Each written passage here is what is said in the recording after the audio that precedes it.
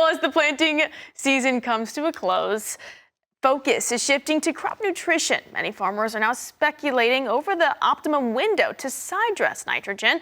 Well, Fred Nichols with Huma joins us now with some guidance. So happy to see you on this Monday, Fred. And obviously, you know, we're in June 1st, and it won't be long before we see corn reach knee high in the Midwest and throughout the Corn Belt. So I think it's been a long time since knee high by 4th of July has been relevant. You know, it's funny. It's one of the most popular sayings in all of farming, right? Knee high by 4th of July, but it's also probably the most outdated. I suspect this term came about before there was hybrid seed corn out there. Today's hybrids, they are bred, they are managed to just bolt out of the ground, come out screaming and grow rapidly.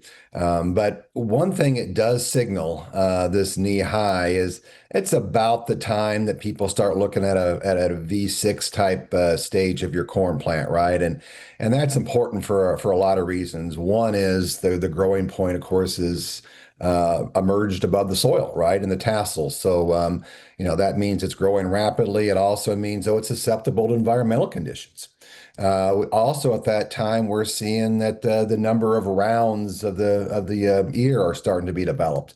But also, it's signaling the time where corn just grows rapidly and needs fed. Absolutely.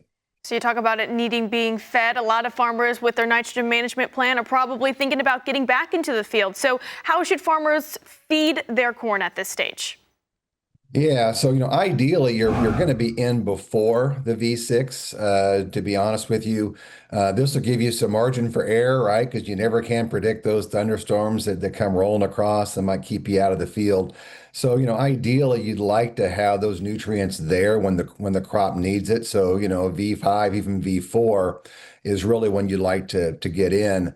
But as far as, some tips are concerned, nitrogen, of course, is known for, being a great growth inhibitor, for crops, especially corn. But it's also known for having some bad things about it, right? As far as volatility, et cetera. So we want to be able to preserve that nitrogen that you have in there. And a lot of times people use a nitrogen enhancer or inhibitor. And, one thing that we've seen, a lot of farmers have good success with is humic acid products. That will come in, and basically that will help, stabilize the nitrogen, but it also is a 2-for-1, right? It does that stabilization, but it also helps feed your soil, which ultimately feeds your plants. Good stuff. And of course, you talk about in, today's world of fertilizer, it sounds like it's just important to be efficient when you're out there in the field as well. So what other advice do you have for somebody going out there to side dress their corn? Yeah, once again, it's a trip across the field, right? In this day and age, you've got to be as efficient as possible to take a look at what you might need in there. Like I said, we typically like to see a humic acid in there for a variety of reasons, but then there's also sulfur can be a great nutrient to really help bolster your nitrogen investment as well. Micronutrients, this could be a time as well. So you really want to maximize that trip across the field, as you're applying those nutrients. Great insight as always, Fred. Thank you again for joining us this morning. That's Huma Chief Sales and Marketing Officer Fred Nichols.